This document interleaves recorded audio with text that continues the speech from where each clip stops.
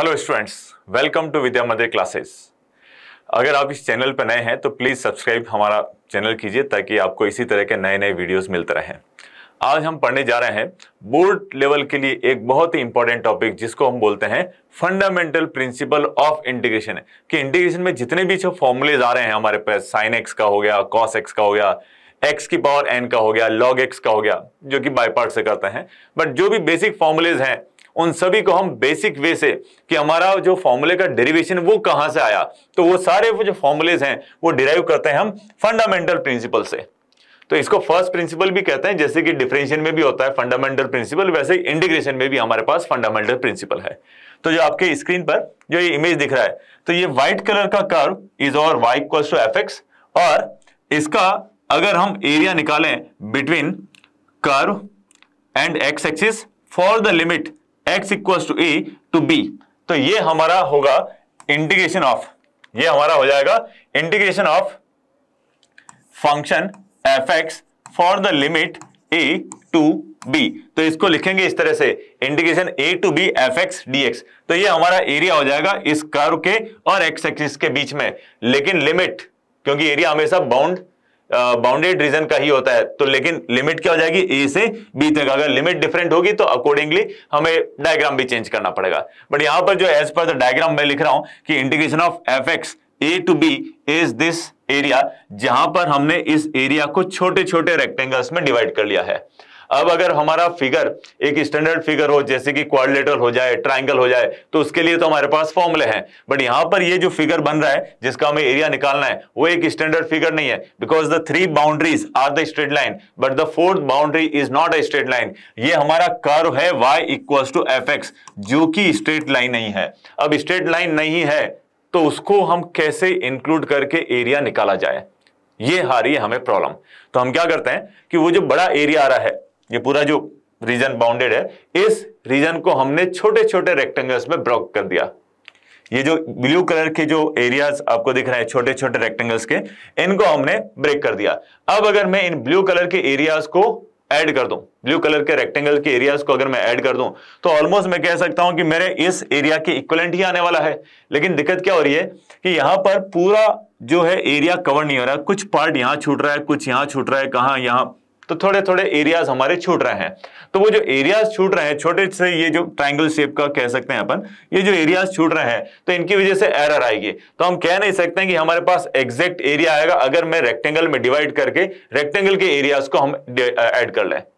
तो अगर और भी रेक्टेंगल्स बनाए, ये तो हमने कुछ फाइनाइट नंबर ऑफ रेक्टेंगल्स है, अगर मैं और नंबर ऑफ रेक्टेंगल्स और ब्रेक करते जाऊं, कि ये जैसे एक रेक्टेंगल आ रहा है, इसको मैंने एक और रेक्टेंगल में ब्रेक कर दिया, यहां तक लेके जाऊं इसकी हाइट, सिमिलरली यहां पर एक और रेक्टेंगल अगर लेके आऊं, तो जितने ज्यादा रेक्टेंगल्स होंगे उतना ही ये छोटा वाला जो रीजन है वो कम होता जाएगा। तो अगर मैंने नंबर ऑफ रेक्टेंगल्स बहुत ही ज्यादा बढ़ा दिए, तो मैं कह सकता हूं कि अगर रेक्टेंगल्स के एरियाज को मैं ऐड करूं तो ऑलमोस्ट इक्विवेलेंट मेरे को एरिया आ जाएगा।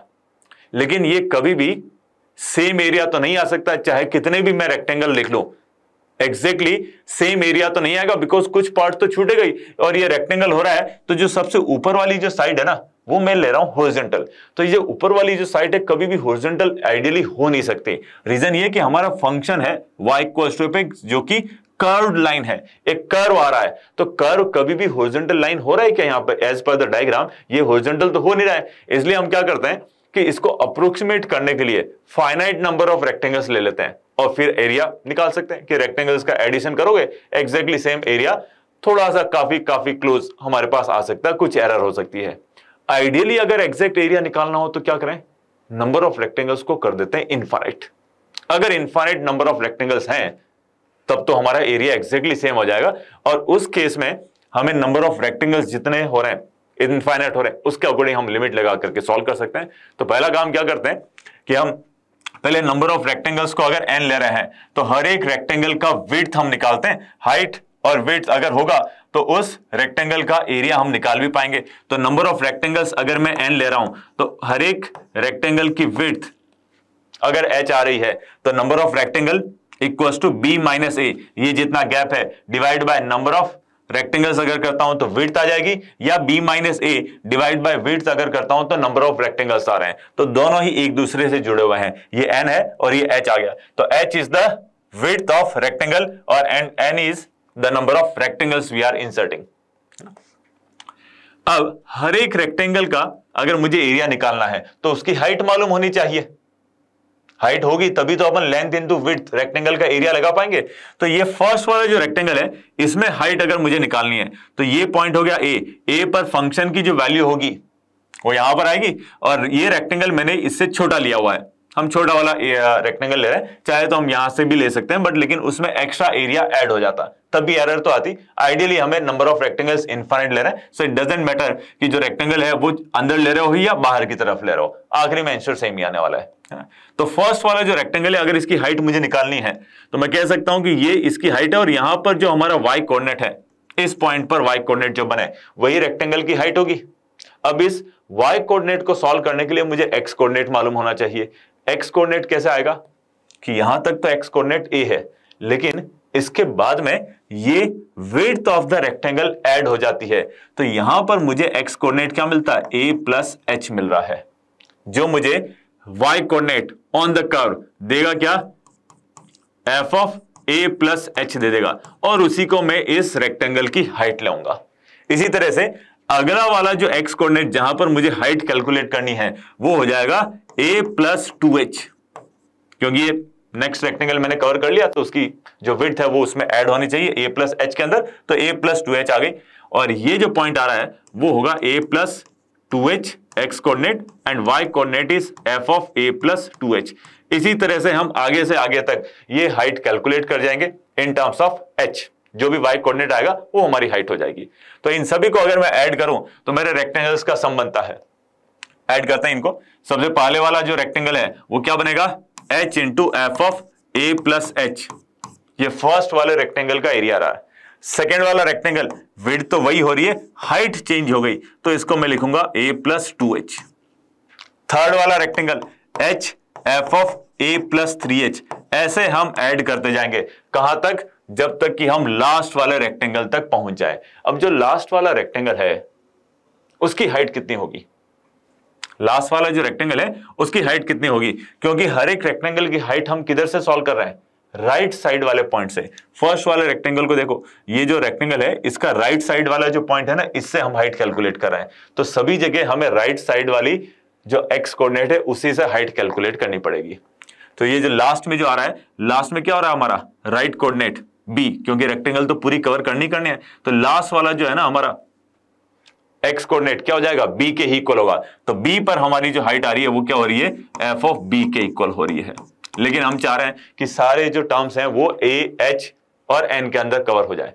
बी को भी लिख सकते हैं, चाहो तो आप इससे भी अगर बी को कैलकुलेट करना चाहो तो बी क्या हो जाएगा, B equals to A plus N into H, क्योंकि नंबर ऑफ रेक्टेंगल्स हमने एन लिए हैं, तो A plus N H will be the last X coordinate which will give us the height. तो a प्लस एन एच अपना last X coordinate होता है जहां पर मुझे हाइट मिलेगी, या फिर b भी काम में ले सकते हैं, but we try to convert the whole expression in terms of a, h and n।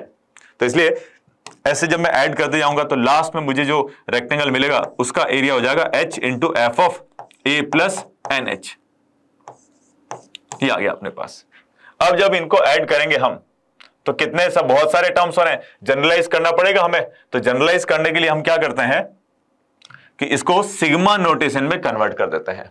इसको क्या करते हैं हम, सिग्मा नोटेशन में कन्वर्ट करते हैं, और जब सिग्मा नोटेशन में कन्वर्ट करेंगे तो h तो सभी जगह आ रहा है, फंक्शन f उसी के अंदर तो वेरियस चेंज हो रहा है कि h का कोएफिशिएंट अलग अलग आ रहा है। तो सिग्मा अगर नोटेशन में कन्वर्ट करूंगा तो मैं कह सकता हूं कि h into F of a plus R into H, और r का वैल्यू फर्स्ट टर्म हमारा कहां से स्टार्ट हो रहा है, F of A plus H, तो r की मिनिमम वैल्यू मुझे 1 लेनी चाहिए, ये रहा 1, और मैक्सिमम वैल्यू लास्ट टर्म के अकॉर्डिंग r की वैल्यू क्या होनी चाहिए, n तक होनी चाहिए। तो r का वैल्यू 1 से लेकर के n तक जा रहा है, तो ये हमारा समेशन हो गया सारे रेक्टेंगल्स का सम।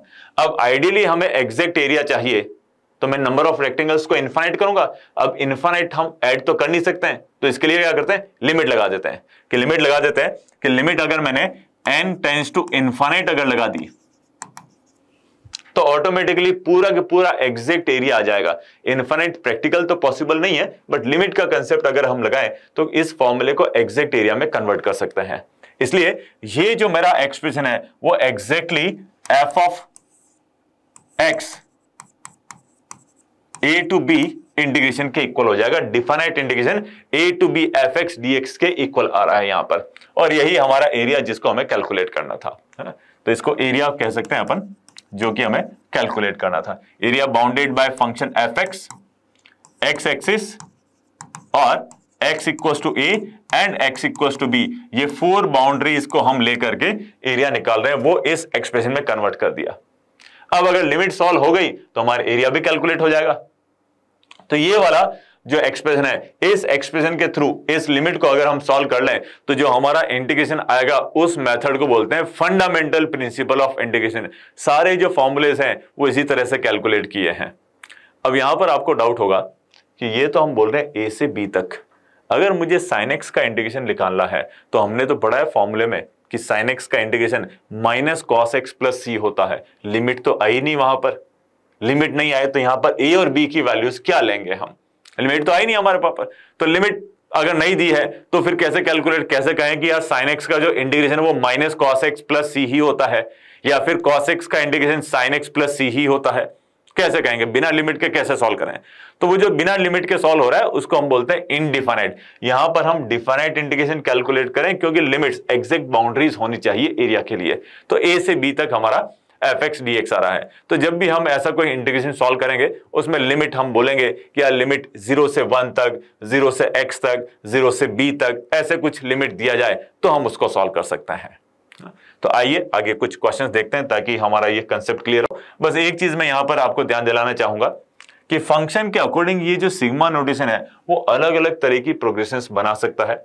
जैसे एपी बना सकता है, जीपी भी बना सकता है, एजीपी अरिथमेटिक ज्योमेट्रिक प्रोग्रेशन भी बना सकता है, और बाइनोमियल थ्योरम के कुछ टर्म्स भी बना सकता है। वैसे तो बोर्ड में एक्सपेक्टेड नहीं है, बट जस्ट अरिथमेटिक प्रोग्रेशन और ज्योमेट्रिक प्रोग्रेशन, ये 2 टर्म्स के जो सम है उसको थोड़ा सा आप याद रखें, रिकॉल कर सकते हैं, ताकि यहां पर अगर मान लो एपी और जीपी अगर बने तो उसके एन टर्म्स का सम हम लिख पाए।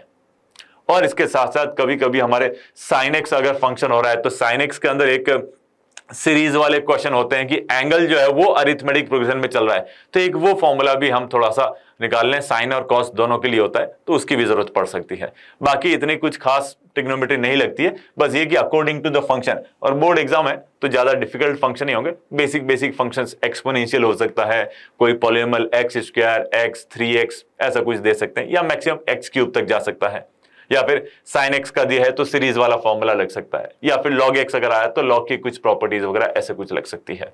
तो थोड़े बेसिक फंडामेंटल जो है अपने सीरीज जो है उनके सम ऑफ एन टर्म्स उसको अगर रिकॉल कर लोगे तो ये क्वेश्चन में कोई दिक्कत नहीं आएगी। चलो देखते हैं अपन आज के कुछ क्वेश्चंस। सबसे पहला क्वेश्चन है कि एक्स स्क्वायर का इंटीग्रेशन करना है। लिमिट ले लेते हैं हम, दिए नहीं है लेकिन हम लिमिट ले लेते हैं कि मान लो कि a का वैल्यू 0 और b का वैल्यू 1, तो हम निकाल रहे हैं integration of x square for the limit 0 to 1, x square लिखा और dx। अब या तो फॉर्मूला लगा दो, फॉर्मूला लगाओ के तो वो फर्स्ट प्रिंसिपल होगा नहीं, हमें लगाना है ये बेसिक मेथड जिसमें सिग्मा नोटेशन यूज किया हुआ है। तो सिग्मा नोटेशन क्या था हमारा? Limit n tends to infinite, number of rectangles should be tending to infinite, है ना। अब अगर नंबर ऑफ रेक्टेंगल्स इनफाइनाइट हो रहे हैं तो h वो भी 0 की ओर जा सकता है, तो either you use the limit n tends to infinite या h टेंड्स टू 0, दोनों ही इक्विवेलेंट चीजें हैं। तो सिग्मा नोटेशन h आ ही रहा है f of a plus r into H, और r का वैल्यू 1 से लेकर के n तक गए थे हम, है ना। अब यहां पर a का वैल्यू 0 है और b का वैल्यू 1 है, तो b minus a upon n equals to h लिख सकते हैं, या फिर n equals to b minus a upon h, दोनों ही इक्विवेलेंट हो रहे हैं, है ना। h अगर निकालना है या हम पर डिपेंड करता है कि ये जो एक्सप्रेशन किस में, h में हमें चाहिए या n में चाहिए। अभी के लिए हम क्या करते हैं कि इस पूरे को h में कन्वर्ट करते हैं, बाद में जब लिमिट सॉल्व करेंगे तो n में भी कन्वर्ट कर सकते हैं। सो h आ रहा है 1 माइनस 0 अपॉन n, मतलब कि h इज 1 अपॉन n के इक्वल आ रहा है, इसको हम ध्यान रखेंगे। या n equals to 1 by h भी लिख सकते हैं, दोनों ही पॉसिबिलिटीज हैं। सिग्मा को मुझे एक्सपेंड करना है, फंक्शन हमारा एक्स स्क्वायर आ रहा है, तो मैं नेक्स्ट पेज पर सॉल्व करता हूं ताकि बड़े जो लेंदी एक्सप्रेशन है वो स्पेस मिल जाए हमारे पास। सिग्मा h, और यहां पर लिमिट जा रही है तो लिमिट को भी लिख लेते हैं हम, limit n is tending to infinite h और f of a plus R H. तो f of a plus R into H, ये क्या बन जाएगा, एक्स स्क्वायर आ रहा है तो x की जगह a प्लस आर एच और a हो गया 0, तो a की जगह मैं लिख दूंगा 0, तो केवल 0 ही बचेगा हमारे पास, ये रहा, और इसका स्क्वायर। अब इसको ओपन करते जाओ for the limit r equals to 1 से n तक। Limit n is tending to infinite, जब मैं इसमें r की वैल्यू 1 2 3 ऐसे करके लिखता हूं तो ये ब्रैकेट h तो सब जगह आ रहा है, तो इसको अपन बाहर लिख लेते हैं। r की वैल्यू 1 पर क्या बनेगा, ये h स्क्वायर बन रहा है। उसके बाद r की वैल्यू 2 पर क्या बन जाएगा, 2h का होल स्क्वायर, सो 2 स्क्वायर h स्क्वायर। 3 रखेंगे तो 3 स्क्वायर h स्क्वायर, ऐसे करके लास्ट तक अगर मैं जाता हूं तो n स्क्वायर h स्क्वायर आ रहा है। हर एक टर्म के अंदर आप देखो कि h स्क्वायर कॉमन आ रहा है, तो h स्क्वायर को बाहर लेके आ जाओ, h ऑलरेडी है, h क्यूब बन जाएगा।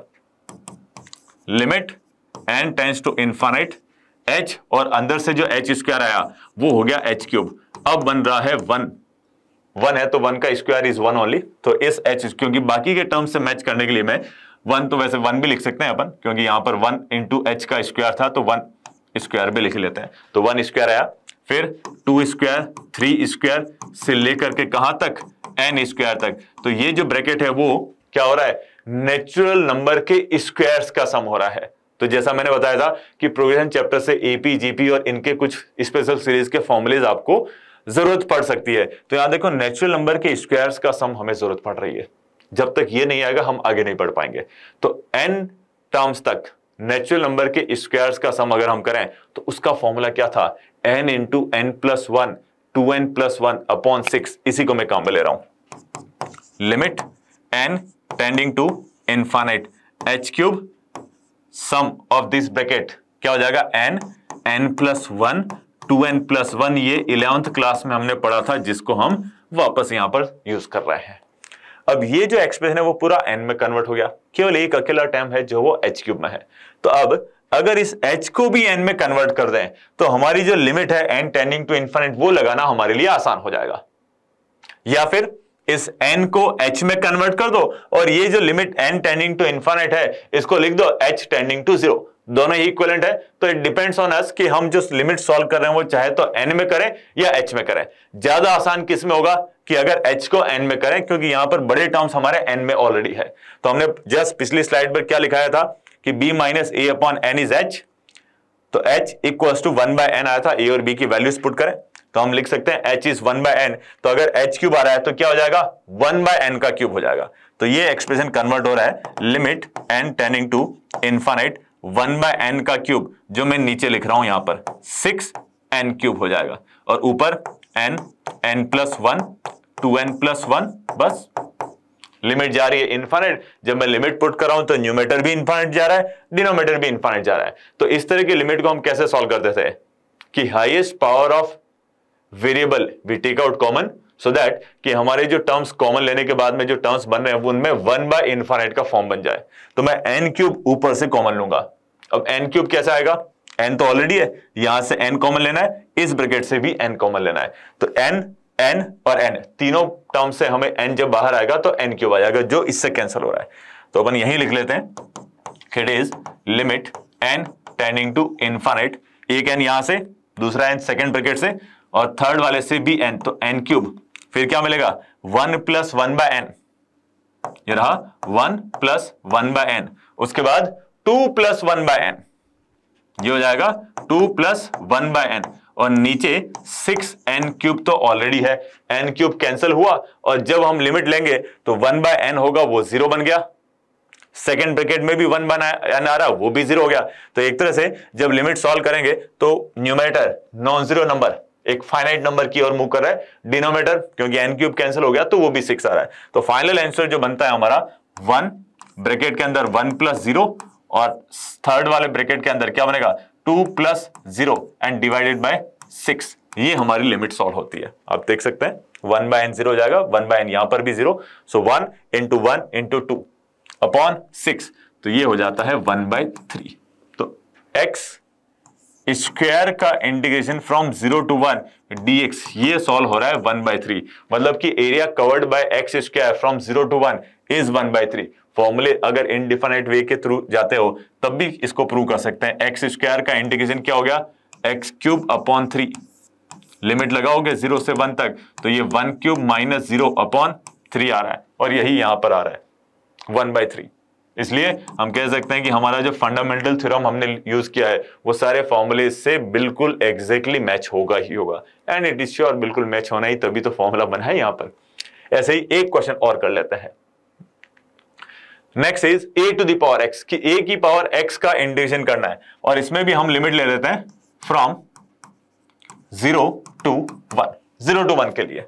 तो पहले लिखते हैं कि 0 to 1 a⁴x dx। अगर इसको हमें सॉल्व करना है तो लिमिट वाइज कैसे लिखेंगे कि limit n tends to infinite sigma h आता ही है a plus r into H, और r का वैल्यू 0 से n तक जाता है। a का वैल्यू 0 है और b का वैल्यू 1, चाहे तो b का वैल्यू 2, 3 कुछ भी ले सकता है, but number is not much important here. The important thing is how we summarize the function using the sigma function.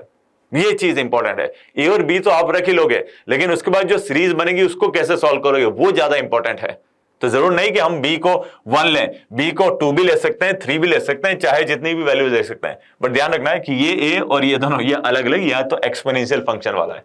तो मैं इसको 2 लेकर के सॉल्व कर देता हूं, क्योंकि 1 तो हमने पिछले क्वेश्चन में लिया ही था, 2 ले लेते हैं इसको, कोई फर्क नहीं पड़ेगा, है ना। h कैलकुलेट करना है तो h was b minus a/n, h हो जाएगा अपना 2 - 0 डिवाइडेड बाय n। तो n और h का प्रोडक्ट कितना आ रहा है 2, पिछले क्वेश्चन में 1 हो रहा था, यहां पर 2 प्रोडक्ट आ रहा है ना। अब जब इसमें मैं सिग्मा नोटेशन लगाऊंगा तो क्या मिलेगा हमें, sigma h f of a हो गया 0, तो f ऑफ r h क्या हो रहा है a का पावर RH, और r की वैल्यू जा रही है 1 से लेकर के n तक, और लिमिट हमारा गया है n टेंस टू इनफिनिट। तो r की वैल्यू 1, 2, 3 ऐसे करके लिखते हैं। एक्सप्रेशन क्या बनेगा, limit n tends to infinite, h is coming everywhere, so h मैंने बाहर लगा दिया, फिर ब्रैकेट लगा रहे हैं हम। ब्रैकेट के अंदर क्या मिलेगा, r का वैल्यू 1 तो a का पावर h, प्लस r का वैल्यू 2 तो a का पावर 2h, थर्ड टर्म में r का वैल्यू 3 रखेंगे तो a का पावर 3h, ऐसे लास्ट टर्म क्या बनेगा a का पावर nh, ब्रैकेट क्लोज। तो ये जो ब्रैकेट अगर गौर से देखो तो ये कोई एक प्रोग्रेशन बन रही है। कौन सी प्रोग्रेशन हो रही है, जियोमेट्रिक प्रोग्रेशन हो रही है, जीपी इन शॉर्ट अपन बोलते हैं, क्योंकि a का पावर h को a का पावर h से मल्टीप्लाई करते हो, a का पावर 2h होता है, a का पावर 3h, नेक्स्ट टर्म मिलेगा, ऐसे करते जाओ तो ये जीपी के टर्म्स हो रहे हैं। अब जीपी के एन टर्म्स का फॉर्मूला लगाना है हमें। नेक्स्ट पेज पे कर लेते हैं। h हमारा आई रहा था यहां पर, और a का पावर h को अगर मैं बाहर निकाल दूं पहले ही, a का पावर h को हम बाहर निकाल दें तो क्या हो जाएगा, ब्रैकेट में मिलेंगे हमें, क्योंकि सब्जेक्ट आ रहा है तो थोड़ा सा इजी वे में 1 आ जाएगा हमारे पास फर्स्ट टर्म, फिर a का पावर h, a का पावर 2h, ऐसे करके लास्ट में a का पावर nh -1 यहां तक आता है। तो नंबर ऑफ टर्म्स कितने हो रहे हैं, n ही हो रहे हैं। Limit n tends to infinite h a⁴h हमने कॉमन लिया है। अब sum of n terms for the GP is, first term जो कि 1 आ रहा है, ब्रैकेट के अंदर 1 माइनस कॉमन रेशियो का पावर नंबर ऑफ टर्म्स। अब कॉमन रेशियो कितना हो रहा है, a का पावर h, और नंबर ऑफ टर्म्स कितने हो रहे हैं, n हो रहे हैं, तो a का पावर nh हमें मिलेगा यहां पर, divided by 1 minus common ratio is a⁴h, ये हमारा सम ऑफ n टर्म्स आ गया है यहां पर। ध्यान रखना है कि यहां पर n और h आ रहे हैं, तो ऐसा नहीं कि n को हम h लिख दे और h को n लिख दे, तो इसका थोड़ा सा ध्यान रखना है। दिखने में लिखने टाइम ना n और h करीब करीब बराबर दिखते हैं, जैसे वो ऊपर वाली लाइन थोड़ी सी एक्सटेंड कर दो तो n का h बन जाता है। तो यहाँ कंफ्यूज नहीं होना है कि कहां पर ये n और h है, तो क्लियरली लिखें ताकि हमें मालूम चले कि ये h हो रहा है कि n हो रहा है ना। ये h आ गया, a का पावर h आ गया, ये सारे मल्टीप्लाई में चल रहे हैं ऐसे, और बाहर अपनी limit n is tending to infinite है, ये बाहर जो है हमारी limit n tends to infinite हो रही है। अब अगर मैं n टेंस टू इनफिनिट लगाता हूं, अब अगर मैं n टेंस टू इनफिनिट अगर लगाता हूं तो n तो हमारे यहां पर केवल एक ही जगह दिख रहा है, n जो है केवल एक ही जगह लिख रहा है। तो या तो मैं ऐसा करूं कि n को h में कन्वर्ट करके लिमिट h टेंड्स टू 0 कर लूं, या फिर h को n में कन्वर्ट कर लें। दोनों चॉइसेस जैसे कि पिछले क्वेश्चन में था। तो मैंने क्या करना है कि यहां पर ज्यादातर टर्म्स अपने h में आ रहे हैं, तो मैं h टेंड्स टू 0 लिमिट ये लेकर के भी सॉल्व कर सकता हूं, क्योंकि जब n की वैल्यू इनफाइनाइट जाएगी तो h का वैल्यू 0 की ओर जाएगा। दोनों रिलेटेड ही है, और NH इक्वल्स टू 2 अपने पास ऑलरेडी है a और b की वैल्यूज लेकर के। तो पहले तो मैं ये NH जो आ रहा है इसको a लिख देता हूं। ये h आ रहा है 1 minus A square upon 1 minus AH। यहां तक गए अपन।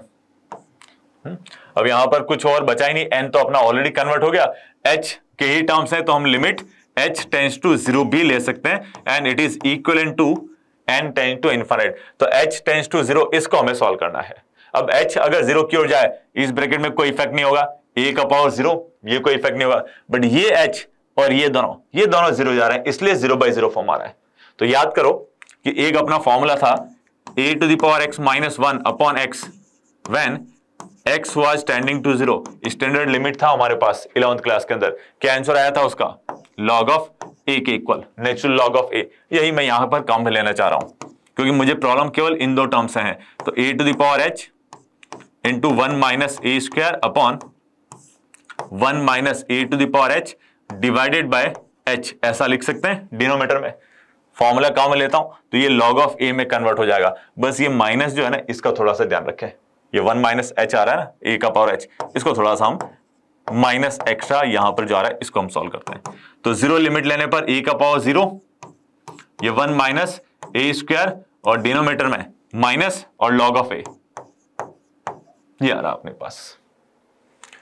a का पावर 0 1 हो जाएगा। तो ओवरऑल हमारा जो आंसर आ रहा है, और माइनस को भी ऊपर लेके आ जाऊं तो a square minus 1 upon log of a, ये हमारा फाइनल आंसर आता है।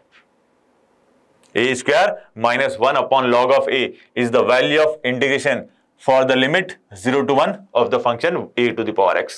a की पावर x का 0 से 2 तक, हमने गलत लिख दिया, 0 से 2 तक, 0 से 2 तक इसका लिमिट हो जाएगा। a की पावर x का इंटीग्रेशन करते हैं। तो इस तरीके से हमने फंडामेंटल थ्योरम को समझा कि इंटीग्रेशन करने के लिए कैसे कैसे हमें कौन कौन से एक्स्ट्रा फॉर्मूलेस की जरूरत पड़ती है, और कैसे सिग्मा नोटेशन को लिमिट में कन्वर्ट करके करते हैं।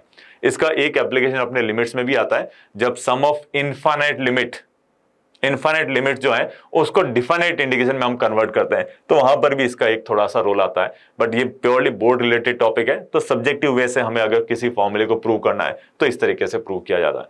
बस हमें a और b की वैल्यूज दी जानी चाहिए तो हम सॉल्व कर सकते हैं। तो इसी के साथ आज का वीडियो हम कंप्लीट करते हैं। ऐसे ही और भी वीडियोस देखने हैं तो आप हमारे चैनल को प्लीज सब्सक्राइब कीजिए, and please like this video if you really learned something from this video. So thank you.